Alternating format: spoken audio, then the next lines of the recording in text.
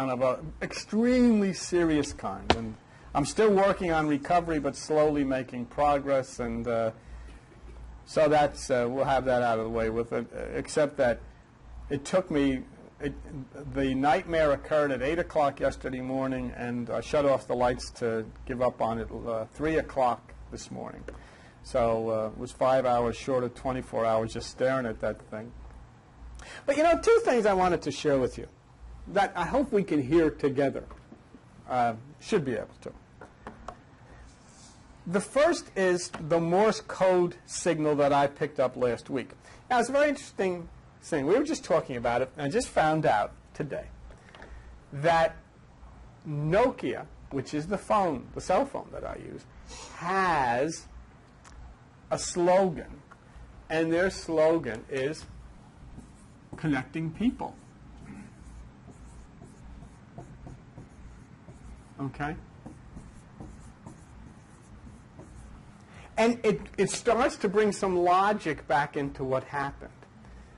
But it doesn't change. And this is the beautiful part about it. It brings some logic, which we always look for here, into what happened. But it doesn't change the synchronicity of it. Those of you who become enlightened, those of you who start listening to nature, listening to the universe, listening to the light, will start seeing things. You'll look at places that you've been, and you'll see things that are curious, and you won't just turn the page on them like most people will. You'll start thinking, gee, you know, I wonder. And these are the things that are alerting you that, yes, indeed, I am waking up to this beauty that is descending upon the earth. And Joni was telling me about a situation where she went to a meeting in which they were talking about some cosmic things, and one of the presenters' name was Davidson. And she just wrote that down because Chris Davidson, of course, was the project coordinator for Etta Carina, and the Bible told us that the seventh angel, which is Etta Carina, would be apparent through the son of David. So we said, okay, that's curious. We're not making a doctrine of this. We're just putting it down. It's interesting. But then in addition to that, it is the Son, and it's the Christ and all this kind of business. Well, the other person that was involved in that meeting she went to, his name was Christensen. So we had Davidson, so we had Son of David, and we had Christ. Well, it doesn't mean that this guy was the Son of David. It doesn't mean the other person was Christ. It just means it's kind of synchronistic. It's these little things that you become alert to. Full-blown synchronicity is the telescope that's going to be assembled and put up in 2002, which is going to show us more of the universe than we've ever seen before, is being put together by Roger Angel. He's a scientist. And we had a picture of him. We have a picture of Roger Angel. So here you're going to see parts of the universe that you've never seen before because of an angel named Roger. That's synchronous. I mean, that's something. It's like, somebody trying to tell us something. In computers, the internet, I mean, the whole, like what I was going nuts with yesterday, but the whole basis of it is built around logic circuits. Logic circuits are what computers are all about. Logic circuits are what your brain is all about. And in the brain, those logic circuits are called OR gates. And in a computer, those logic circuits are called gates. The very heart and soul of a computer is gates. And so we think, isn't it appropriate that the person who is the most powerful genius and founder of all computers in the universe is named Bill Gates? It's a coincidence. But see, those coincidences are placed there by an intelligence. And they alert the enlightened ones that, hey, wait a minute, something is on here. Something is being orchestrated here. This just isn't a bowl of alphabet soup dumped on the floor spelling out the Bible. This is something is behind us. And so here then, the situation occurred where I was with Joan and we'd taken the camper up to have it repaired, and she was going in her car, so I stuck the cell phone in with the hands-free thing that has a speaker on it, never even turned it on. And as I stood there, you have to understand this when you say the synchronicity. So if Nokia sends out some kind of a Morse signal that says connecting people, then that's a logical explanation of where that came from. The beautiful part of it was that it happened. I mean, how long have you had cell phones? I mean, I've had cell phones for years. I never ever heard anything like that. And I'll bet you in this room, I am the only one in here that can read International Morse code. And I can read it very quickly and very fast, and I can read it in my head. And I learned that from 4 years in the Navy. That's what I did. So here I was, standing there, and suddenly I was about to turn this thing on. International Morse code starts coming over the speaker, and it spells out connecting people. Well, that's, you know, and it wasn't the fact that, well, that's what you do. You're connecting people to the universe and to nature with the things that you teach. But that's, to me, that wasn't really. The point was that nature itself, the universe itself, is in a place of connecting people. It's a time when we're coming back to being connected to the light, you know. And so, you know, that was a very interesting thing. It was the same way, like, well, you know, I've been teaching for years that all intelligent life and direction for this Earth and for this solar system comes from 4555, the galaxy. And then we found, I showed you, where I worked for 21 years in Brick Township. The latitude, the coordinates of the television tower where we brought all the signals down, and when we were doing an examination of the records for the FAA, somebody had me look at where I was for 21 years, and I was shocked because I looked at the coordinates. It's the only one anywhere, 45, 40, 05, 55. So, I mean, that encouraged me. This is right. So this is the way your life is programmed. If you get in touch with it, if you start paying attention to the different things that come your way, you'll find curious things, and you'll start to become enlightened to the fact that somebody now is watching you and setting these little things down for you to finally say, hey, I get a feeling that, you know, something's going on here. So here it was connecting people, and here it was in International Morse code. And remember, it came on one instant.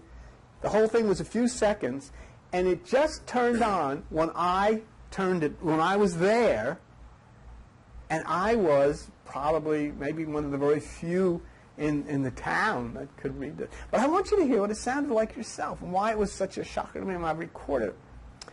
And I'm going to put it up near this and let you hear what I heard when it occurred, and which I thought was definitely, even though maybe from Nokia, directed to me by somebody else. Well, listen.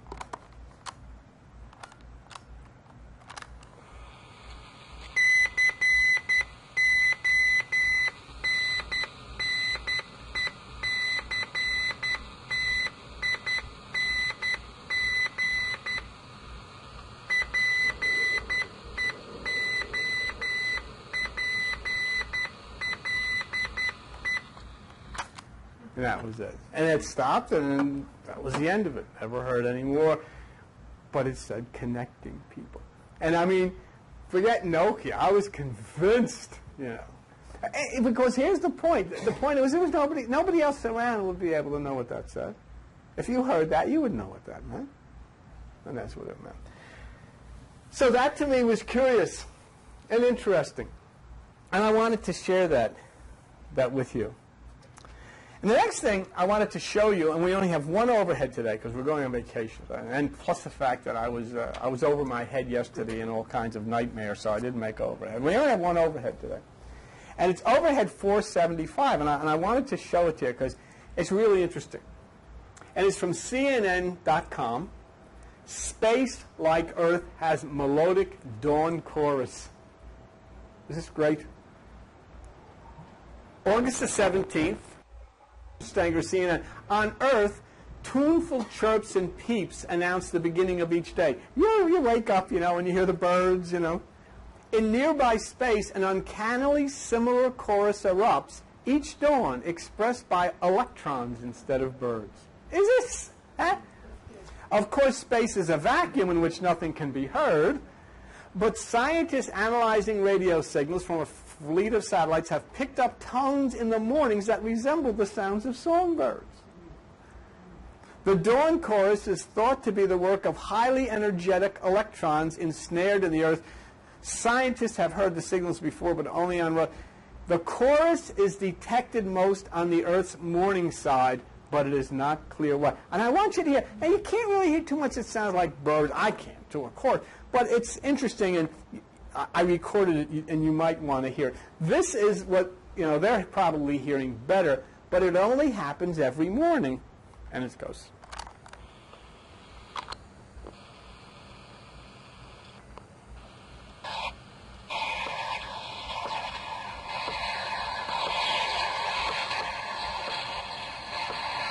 Can you hear it?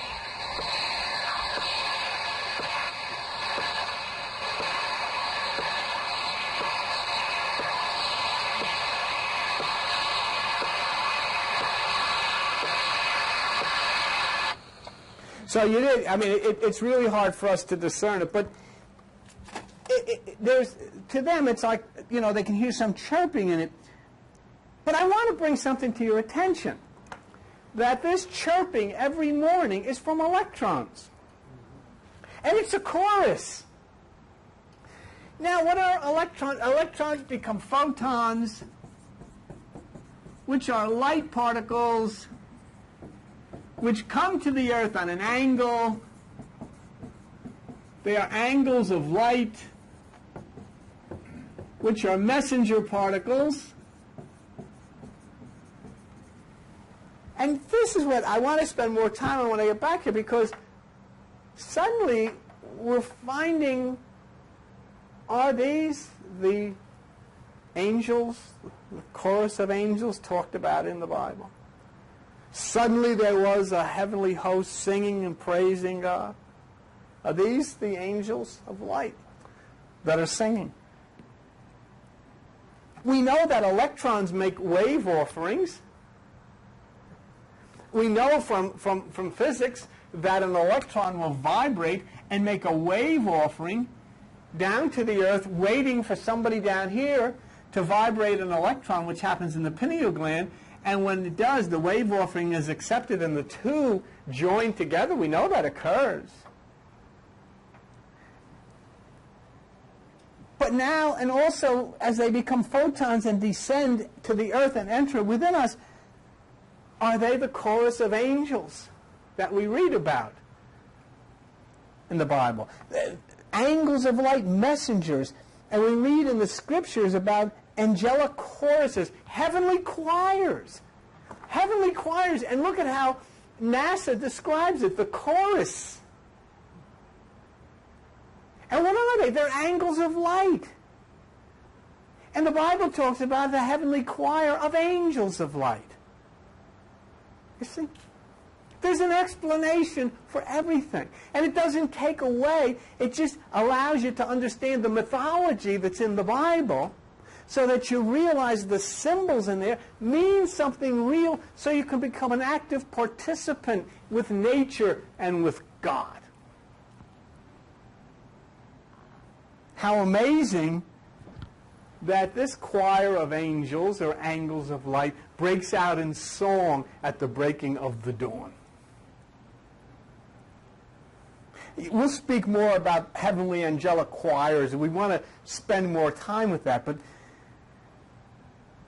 I looked at Luke 2:13, and it said, "And suddenly there was with the angel a multitude of the heavenly hosts praising God." And so we'll give this more attention to determine if these chorus of electrons are indeed the singing angelic choir. I think, why not? It's very interesting. So in other words, when you read in the Bible that there was an angelic choir and a chorus of angels up in the sky, you'd say, well, that's silly. Well, I believe it because, I'm supposed to. Well, that's silly too. I believe it now because it's proven. It's like God took a rib out of Adam and made Eve. I don't believe that because I know it's mythology.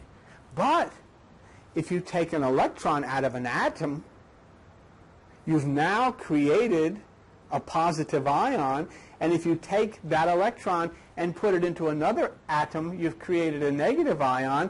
You've now created positive, negative, male and female, light and dark. So nuclear fission, splitting the atom, causes Adam and Eve. I believe that. And it's logical, and now we know the Bible's true. And in the same way, if the Bible says there are angels singing up in the sky, it's very true if they're talking about angels of light, which are messengers. They are singing, and they break out into their chorus every morning at dawn. It's great, and that's what it's all about. It's about reality. So you can shut that off, and you can sit back and relax, because that's the last of that. Don't go to sleep. But I thought before we take 2 Sunday vacation breaks that I would do something different today.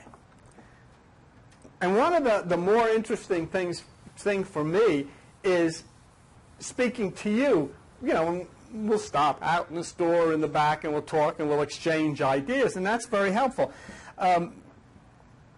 It gets a little more dramatic when we're in New York, because New York people have a tendency to be a little more determined in, their questions and so forth.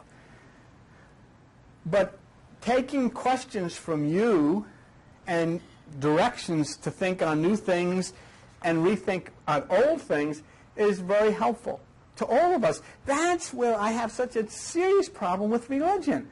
Everybody comes in, they all say hallelujah even if they don't mean it. They say, I have faith even if they don't, because they're afraid to get in trouble if they don't say that. See? They're afraid they're going to get kicked out of the group. And they would. See, groups require you to agree. And if you don't agree, they don't want you. And don't dare get up and question anything that the group says. Well, I know you're not allowed to call Christianity and religion and all that stuff, but that's a cult. And that's one thing here. People come here every 4 or 5 years whenever they get in the mood, and they don't belong to this place. Nobody is a member here. You come in, they go out. It's like the ShopRite. It's open. You want to come in, you come in. You don't agree? You don't agree. You think another way, you think another way. What a wonderful... And it's the only way... I'll be back in 2005. He'll be back in 2005. He said, you never can tell what's going to happen. In fact, with the cloning thing going on, both of you are liable to come back. Who knows? And that's why I'm for cloning. We could really increase the number of our attendants here. If everybody showed up with one other one. I was watching this morning, and they had a congressman on, and he's arguing against cloning. And then they had some scientists who's arguing for cloning. As I was watching it, and the politician, the scientist said, we're going to draw up laws. This is never going to happen. You know it's going to happen. You know if it's not next year or 5 years or 10 years, you know it's going to happen. And someday it will be the art of science that you have a bad liver, you'll have another one. And they'll take the good one, take the old one out, put the new one in, just like I had to take the car up. There was something wrong with the switch. They took the switch out and they put a new switch in because they have clones. We don't have any... Don't you? What do you want it to do? Just work on the bad part? Here, I don't know if your brakes are really going to work, but, we worked on them and the best we could. You need new brakes, but, we don't have such thing because we're not allowed by the government to have new brakes, so we just had to fix your old ones. That's stupid. If you have a chance to have new parts in your closet, well, I don't know where you would keep this stuff, but if you had new parts... Don't you want to have new... the thing is cloning. Everybody gets this thing, they're going to do it. We don't know. We're stupid people. We're primitive people. We don't know. Every scientist who embarked on something wonderful was told he was nuts. Mr. Wright, that thing will never get off the ground. Well, it did. I'm going to make a phone. You're crazy, too. Get out of here. Electric lights, all this stuff, everyone, and especially the religious people, they didn't just say you're nuts, they killed them. Right? Christianity was the most biggest force against science and progress in the world, and they are today. They were against. So, they can make laws about it, but sit back and watch it happen. Read about it in a place. All right, what do you think of this? You know what you'd have to say if you really want to be honest? I haven't a clue, because I don't know. But all I do know, and I'll tell you this, about cloning and stem cells, the box is open and the spirits are dancing on the ground. And you ain't going to be able to put them back. So when we have people that write me, and I wanted to share a couple of questions and comments from people on the internet. Okay, I thought it'd be interesting and something a little different today. And I do get some things from people that are, you see, if I get letters, a lot of people say, I disagree with this, and, I don't think you're on, I think you're, reaching for this one, I disagree, and what do you think, and, oh, you got me thinking, but most people are that way, but if I hear from a Christian, it's not that I disagree, it's I am condemned to everlasting hellfire. Not because I raped anybody, not because I shot anybody, not because I stole anything from anybody, not because I hit anybody over the head or mugged an old woman or anything like that. I am condemned to everlasting hell because I disagree with them. Because I interpret an old book differently than they do, I'm condemned. It's not just, I don't see it that way, which is great. It's, you're condemned. So anyhow, my condemning comes from a guy named Chris. Is this, it could be Christ, I don't know, I hope not. But the first part of his letter says, your section on Christian teaching that goes against the Bible. Notice that. That goes against the Bible. What is really involved here is my interpretation of the Bible being different than his, and so it's referred to as I'm against the Bible. And this is what he said. This is one of the funniest things I've ever read. Let me amend that statement. It's actually one of the saddest. You were completely deluded by your own egotism and love of novelty that you couldn't even read the scriptures in context. You claim that Luke 17:10 refutes Christ's second coming.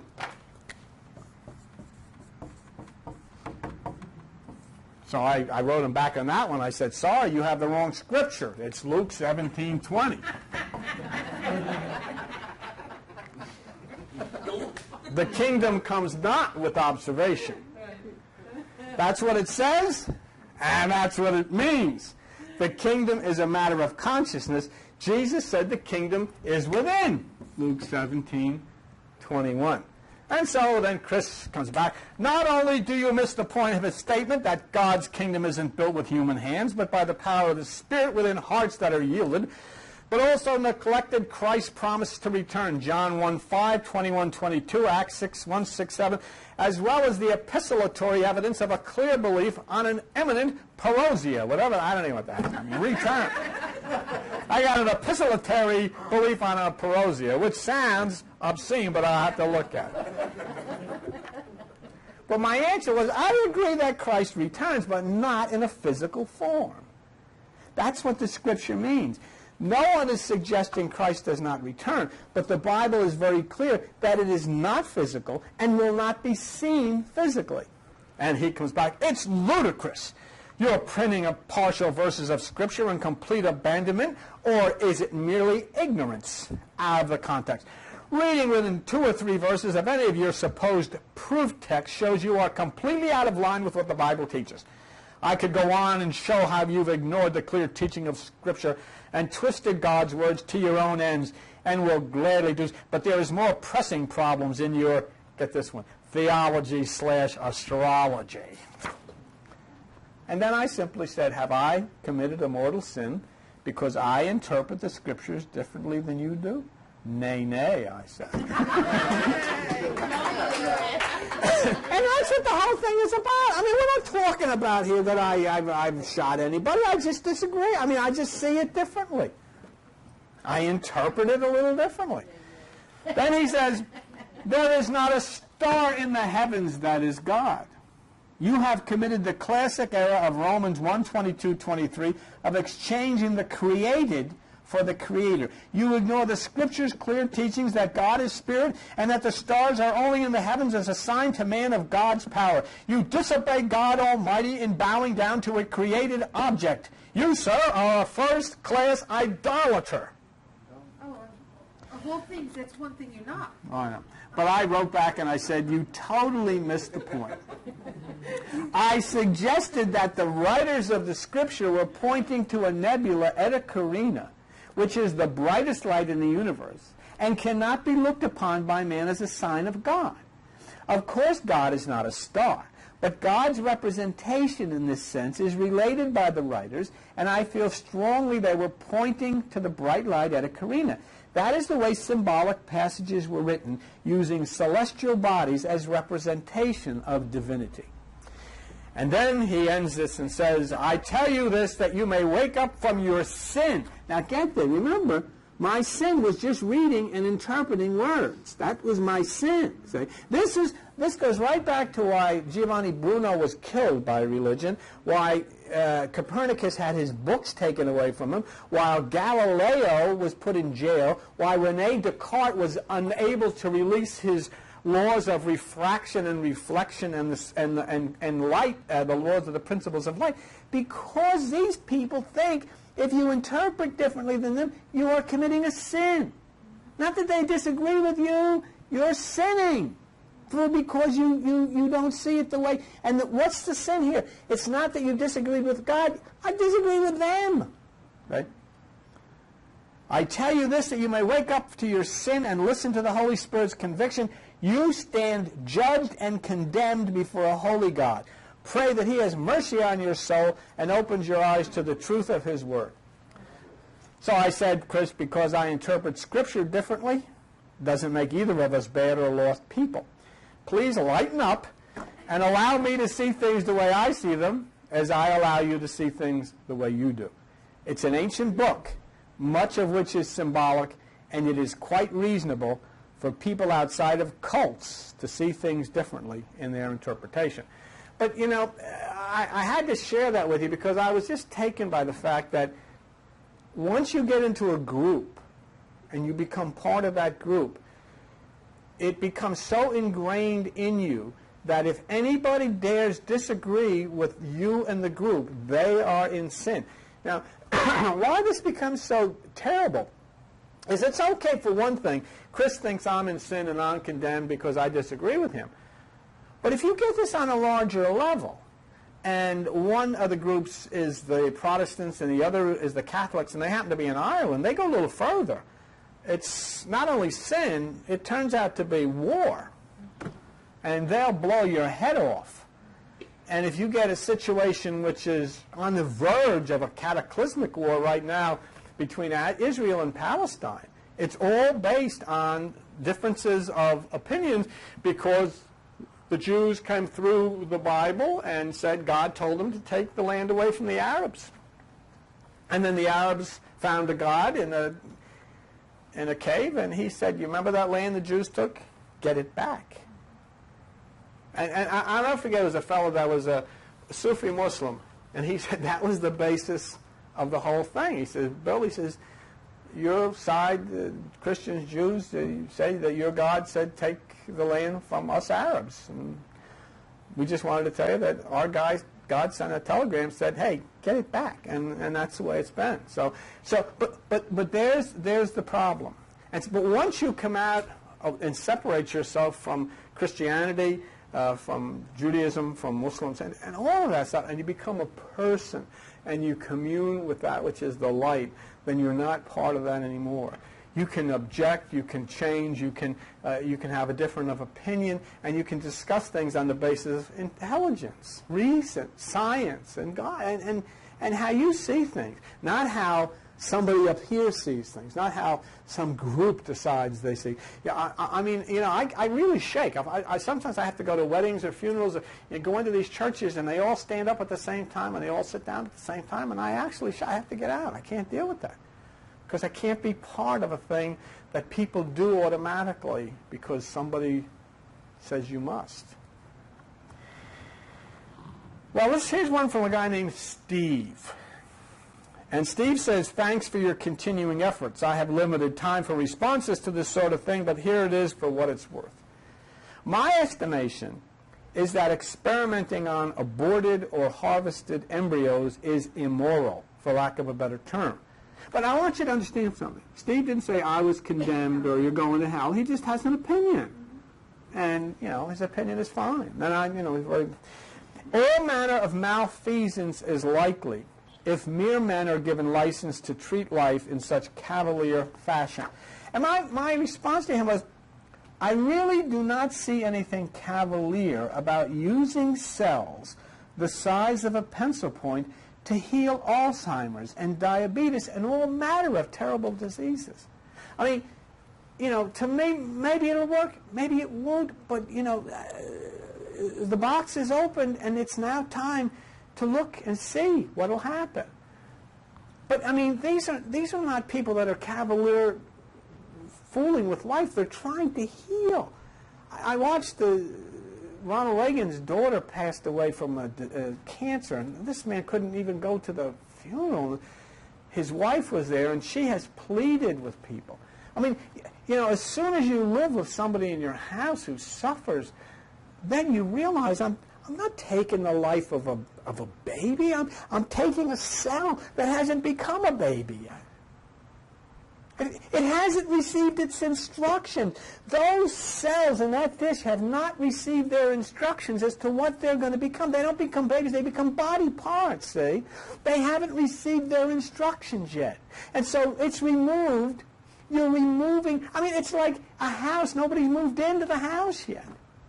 There's nobody there. You can't say, you know, look at the house. I mean, what's going to happen inside? You've got to be very careful. You don't have to be very careful. There's nobody in the house. There's nothing going on. Nobody has moved into the house. Well, in that little cell is starting the foundation of a body, but nobody's moved in yet. It takes the 3rd month before anybody moves in there, when that light enters through the pineal gland. That's what science tells us. So nobody's there. So then you can remove that cell, and you're not destroying it. This is the part that when I hear these people say, oh, you're killing the human. You're killing. You're taking the cell, and you're using it to heal all manner of terrible disease. My God. And once again, we can argue, we can disagree, but you know it's going to be the state of the art in science and medicine. Why delay something as beautiful as this? And why not? So I said to the guy, this is a gift from God. Life heals life. The Bible itself says, greater love knows no man than he lay down his life for another. This is God's gift to a world in bondage to terrible disease. These are not human beings being taken. These are cells, so small you need a microscope to see them. And it takes 49 days before the force enters these cells. And the ones being used are used much before that. So it's just like, you know, something happens before the person moved in. And yet we get into all of this religious emotionalism, and once again science is hindered from healing people. Bill? Yes. Would you clarify for the audience on TV what you mean for the forces and then Well, for instance, in a particular fetus and becomes a child, the first measurable brainwave doesn't occur until the 49th day. Now, that's not open to negotiation. That's the way it is. That's the first measurable electrical activity in the brain, the 49th day. These things are taken out almost immediately. So there's nothing there. In the 3rd month, according to science, is when the light enters through the pineal gland and the person moves into the body. The person moves into the house. There's nobody in there, nobody home before that. Okay. But I mean, to turn around and say, well, this is a human being, is like turning around and saying, look, here's a wheel, it's a car. No, it's not. Oh, here's a wing, it's a plane. No, it's not. Not until it's all made. And I said to the fellow, this objection reminds me of those who warned Columbus that he was going to sail off the ends of the earth. Remember, what was Columbus trying to do? He was trying to get money for this trip. He was trying to get the government to underwrite this, and he came against all these people who were saying, oh, this evil is going to happen, and that evil is going to happen. I got news for you. He finally got it, and he sailed. And you know what? He didn't go off the end of the earth. But this is exactly what we have here today, and it's being led by mainly by religious people who are looking with the idea of a 14th century type of Dark Ages mentality and trying to tell us that these cells floating in the dish are a baby. They're not. The book of life, I said to him, is open and the spirits are all over the place. The magic is about to happen.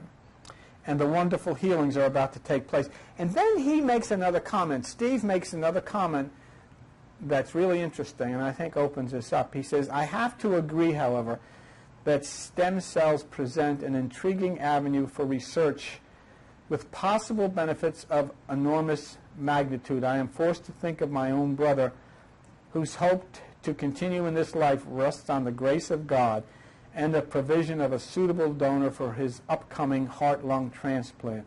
His prognosis is tenuous at best, and I just said that I pray that he be touched and totally healed by this new gift of healing which is coming down from God.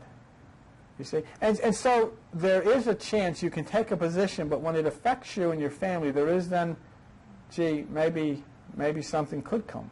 Maybe something beautiful. Maybe politicians and priests have to sit down, and maybe this is what we've all been praying for and hoping for, the descent of God coming to the earth with healing in his wings. He then said here, an important question enters my mind through media rumor. Is it so or not that these self-same stem cells over which so much irrational debate has erupted are freely available in the umbilical cord of newborns so routinely discarded by the world's hospitals? If so, what is the agenda of those who ignore this morally and are source in favor of an explosive one? And I responded that I haven't heard of that. I've listened to the scientists speak, and I've not heard one of them speak of that. And I said there's no moral question here at all. Two people have sex and a stem cell forms. The cell can be removed before it becomes a human being, and that cell can then result in healing wonders for all life. I mean, my goodness gracious, they're going to have sex anyhow. And you don't need to have, you know, I mean, there's no need, there's no mandate that we should breed like rabbits. I'm not going to say anything about the Chinese situation, but they had to do something. They can't even feed all of those people over there. Well, they had, in China, they had to restrict the number of people that could come. What are you going to do with it? Now, what if I say, oh, look, we have a room here that sits 35 people, and we're inviting 150 to be here. Well, you can't. You have to use some reason. You have to use some logic, and you have to get your head out of the Bible. And so they made rules over there that you can have 1 or 2 children. Well, they have to, so they can all survive. And you know, I really do think that. But I mean, they're going to have sex.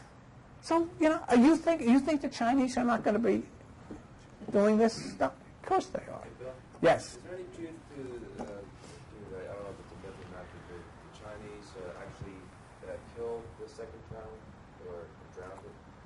I think there probably is a lot of truth to that back into the old days, but I think this was one of. Well, no, I haven't. I don't know. I haven't really heard that. You know, I'd be very. My problem with, like, say, whether the Chinese kill or drown a second baby or something like that, I'd be very careful with it because we hear so much stuff. But yet, if you go over there and you see the pictures of what goes on over there, I mean, it's an extremely sophisticated place. And here's another thing that's interesting about China.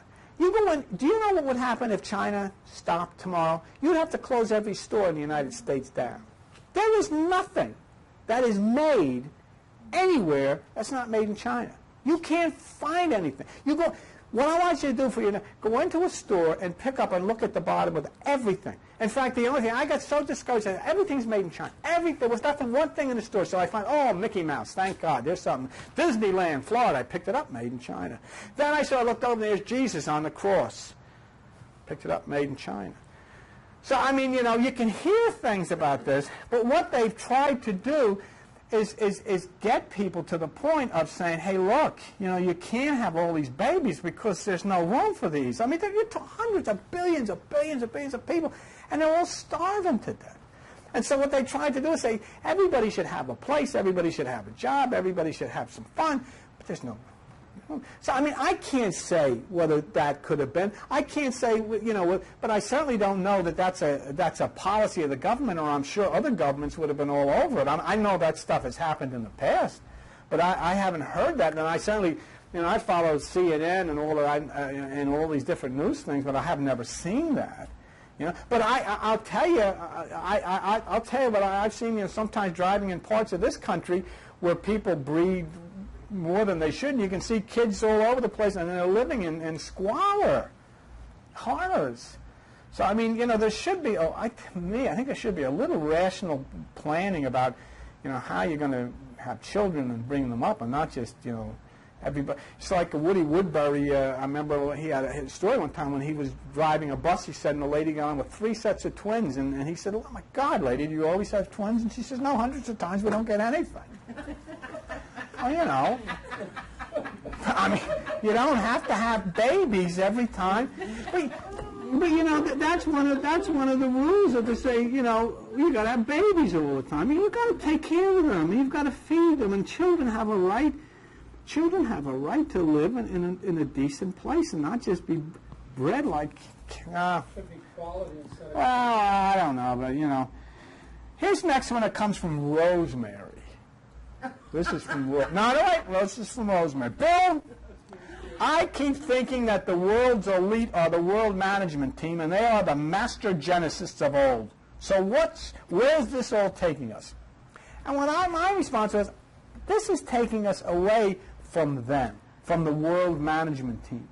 Because the new paradigm is suddenly encompassing all of creation and covering them as well. It's like the internet, One time it wasn't here, and the next time it's all over the place, and everybody's on it. Who are the first 2 people that got on the internet? Nobody knows. It just happened. It's like all of a sudden you're out gardening, and it's a beautiful sunny day, and the next thing you know, there's a cloud. It just comes, and it's here. Suddenly, there's a stem cell. Suddenly, there's cloning. We never even conceived of anything like this before. People all in a tither, but here it comes. And it's an entirely new way. It will overwhelm anyone who gets in its way. There's no turning back. You can't use intellectualism to deal with something that nature suddenly brings onto you, because it's here. How do you deal with it down the road? How do you structure it? How do you make it? My concern about this stuff is, whether it be cloning for parts or stem cell research, my concern is, how do you make sure that everybody that needs it gets it? How do you make sure that people don't put a price tag on it to the point that, well, we have the stem cells here, but, you don't have the insurance, or your HMO won't come. Get out. So this is my problem with it, because to me, and I believe in my heart that it is coming from God. And she says, they are playing the role of dark to wake us up so that we can take back our power and see that they are mirroring our own dark selves. So what do we do with this stem cell drama?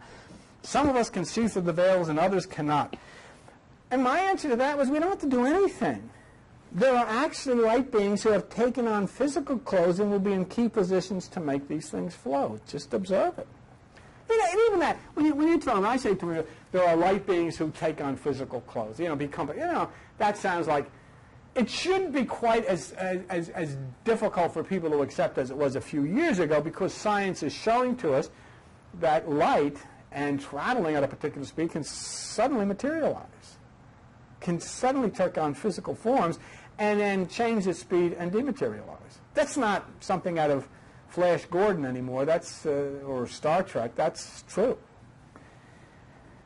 So I said the basic is just observe, watch the earthlings scream and make laws, but watch the change come like a cloud moving in from the west, covering over everything. In other words, there's nothing you or President Bush or the Pope or anybody else can do about this. It's ready or not. Here I come. And then he says, and since we are becoming so polarized these days, the possibility of the planet splitting off into 2 worlds of consciousness is becoming more and more real. And my answer was, that's already a reality. Science discovered a parallel universe in Orion about a year ago. And then she says, and Rosemary said, and what about the Earth herself? What's her agenda? And I said, whatever the supreme light decrees will be Earth's agenda, and you and I will either flow with it and ride the wave as we would with our surfboard at the beach, or we can turn our back, as we might do in the ocean, and be slammed into the sand face first. It's up to us. Not to change anything, but to either flow or turn our back on it. And it's much more fun and productive to flow with it. And the next question and comment comes from Pam. And she's a regular. And she calls me teacher. Dear teacher. Where you wrote, the world is about to be swept clean. Who is the dirt? The evil photons? But aren't we all a part of the one God? But I wrote back, there are fallen angles of light. When an angle of light enters into a human being, it becomes an angel of light, a messenger particle, but as it becomes involved in the affairs of the physical body, it can then deteriorate deeper and deeper into the lower realms of consciousness, and it becomes what the Bible calls a fallen angle, a fallen angel. And I tell her that the broom is the energy that sweeps away that which obstructs the light from providing healing. Circumstances of the earth constitute the dirt. And many photons have fallen into the dirt, and it's hindering them. And then she says, I know you said we are independent from one another, but there had to be a starting point. But we got two aspects here, bodies and light. You are an electrical appliance. It doesn't make any difference. You can get upset by that. You can disagree with that. But if that light leaves your body, you flop to the floor like an old balloon with the air gone out of it. There's nothing there but stuff on the floor, and they have to pick it up and get rid of it. And you go up to the garbage dumps. And you know what's the amazing thing? We call the garbage dumps the cemetery. And we take all the garbage, put it in the ground, and then we put a rock on top of it. But I mean, come on. But be honest about it. Be honest about it. What happens to that body after the light leaves it? What happens? This body that people put so much emphasis on. I mean, that is so, instead of putting an emphasis on the light that is driving the body, they concentrate on the body itself. What happens to it after the light leaves it? Little creepy crawlies move in. Little creepy crawlies move in, and they take it over. And it isn't such a pretty sight. Not a sight to see. Certainly, it's nothing but stuff. It's made by your mother and your father, and I got news for you, and I know this is going to upset you, but your mother and father had an affair, had sex, and that's when this happened, and that's why you're sitting here. Look at yourself. Look at your mother the next time and say, Mike, I never thought she would take part in anything like that. You're made in the image and likeness of your mother and father. That's why you look the way you do. Don't blame it on God. Take a look at God. God is light. Take a look in the mirror. Say, gee, I resemble my father and my mother. That's why you look the way you do. It's not God's fault. But the light that drives and operates inside of that body is from God. That's who you truly are. This is not, what you're looking at standing on this stage is not this body that was put together by my mother and father. I'll tell you a story. Because my father was drunk all the time. I mean, 7 days a week, 7 nights a week, stoned. I don't know how they ever got together. I really don't. Because from the time that I could remember, she was in that wing of the house and he was in that wing, and the only time they came near each other, they had knives in their hands. So I don't understand. Maybe you were the last time. I must have been. And and I do know that I'm part of something that went on there because I looked like them, I mean, there's no doubt about that. But but here's the point. Here's the point. Look at me. I can do this. I can do that. I can do that. Stuff can't do that. Stuff. Look at this. Let's watch and see if this stuff will move. I know. I did too. But it's not going to because there's no light in it. And it's made out of the same kind of stuff you are. In fact, Charles will tell you, how much did this cost to put this together, Charles? Well, yes. $150 for material. Do you know what you are worth when the light gets out? $1.67. That's what the stuff is worth, $1.67, and then $6,000 for somebody to cart it away. And stuff newspaper in your mouth so you look good. Oh, doesn't he look good? Do you ever go to those places? Oh, doesn't he look good? He got the New York Times in his mouth. He looks so good. What are you telling me this?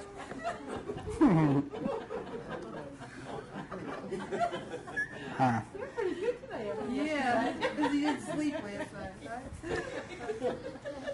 The starting point for bodies was evolution. I can't help it. I didn't make it that way.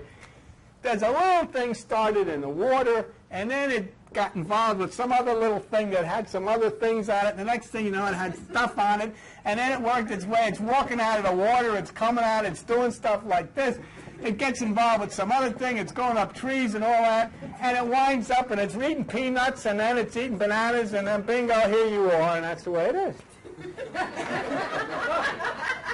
like that explanation? It's not. I'm sure the scientists really thrilled with that explanation. Your life's work. But wait a minute. Wait a minute. That's evolution. Wait a minute. Let's have a little decorum here. This is the house of the Lord. Well, let me tell you something. That's evolution. So, and it's eloquence. Did he say eloquence or elephant? But evolution is a fact. Bodies evolve. But here's the point. What operates that body is not part of evolution. What operates that body is part of creation. It is the light that enters into it. It is the God. It is you. You, the person you are looking at talking, I am using this body to talk in the same way that I will use the car to drive. I'm inside of this thing. Can you get this? I am inside of this thing talking to you light beings who are inside of those things. And we all came from 45. We all made a trip down through space, and we sang in the chorus like they did on the thing there, and then as electrons we came and found bodies. That's what you're in. That's the model you got. Some of you got a pretty nice looking body. And, you know,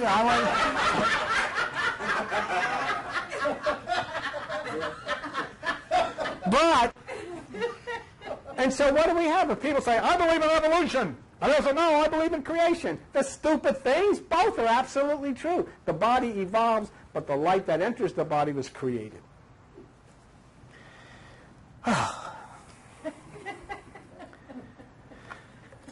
And then this lady, and then this lady said, and she was reminded me of, what was that? Liza Doolittle. You know, how many know Liza Doolittle? You know Liza Doolittle? You know Liza Doolittle? Would you like to come up here and tell us who Liza Doolittle is? Because you don't really know. Yes, you do. Sing us a song that Liza Doolittle sang. She did sing a song, though, eh? Did you know that Liza Doolittle sang a song? Yeah. I'm drawing a blank. I'm having an old-timer's minute and drawing a blank. My Fair Lady was the name of the play. Rex Harrison and Julie Andrews, I believe, Audrey Hepburn, Gordon McRae, were all and they sang. Anyhow, this girl reminds me. But as she says, what I mean by this is the force of resistance is the material of the world. Now, just real quick, and then we're done here. Good, bad, hot and cold, yin and yang. The force left over is what causes the material world. This is how we learn lessons in the world. So I'm going out on a limb and say we need bad photons to tell the difference, to make a decision. In this way, we change the way a photon thinks. When he decides to change, it is up to the photon and the body it inhabits with its defects. This is all the game of life. The DNA changes with the help of the sound, crop circles, and our continuing cycle of coming back to the material world again and again till we get it. And I sent back my answer to her was, by God, I think you've got it. By God, I think you've got it. And she said to me, well, good night, teacher. I have to go to bed now. And I said, good night, Mrs. Photon, wherever you are. Do we have time for James? I don't think so. Sure. Come on. Oh, Sure. You better explain what photon are. Light in the universe is a photon. That word was originated by Albert Einstein. A photon is a messenger particle. We have them in our body. When a photon comes to the Earth, it is angled by the gravity of various bodies it passes, so it is an angle of light. And it is a messenger particle which enters into human beings and everything else, and animals and so forth. So it enters into a human being and becomes what the Bible calls an angel of light, God's messenger. Okay? And that's what a photon is.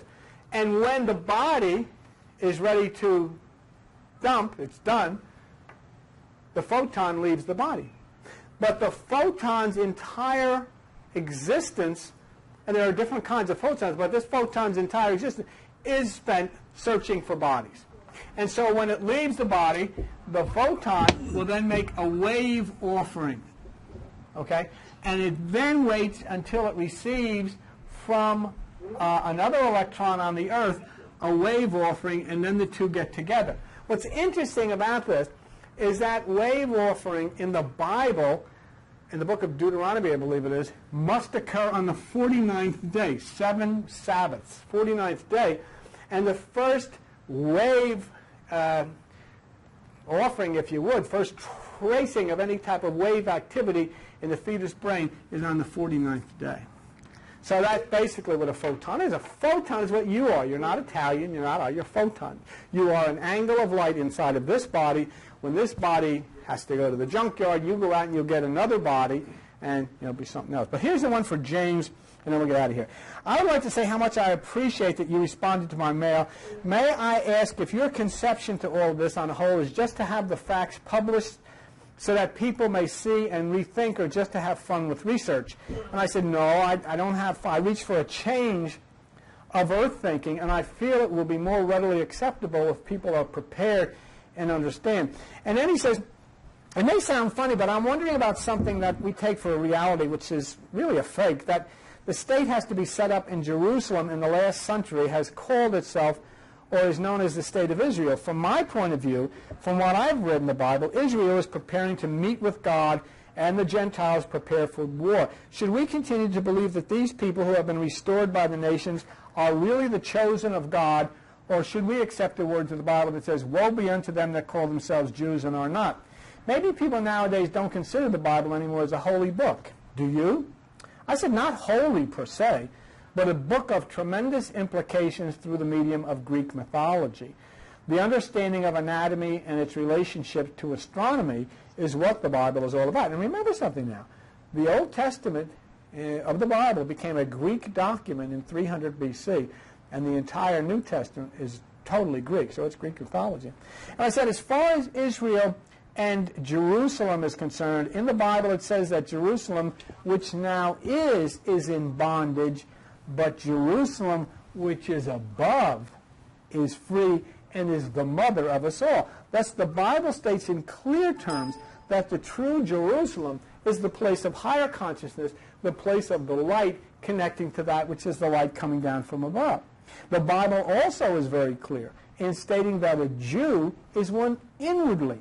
Judah was the tribe that camped at the right or the east side at the point of the rising sun. A Jew, then, according to the Bible, is one who camps or meditates at the right side, the spiritual side, in a meditative state.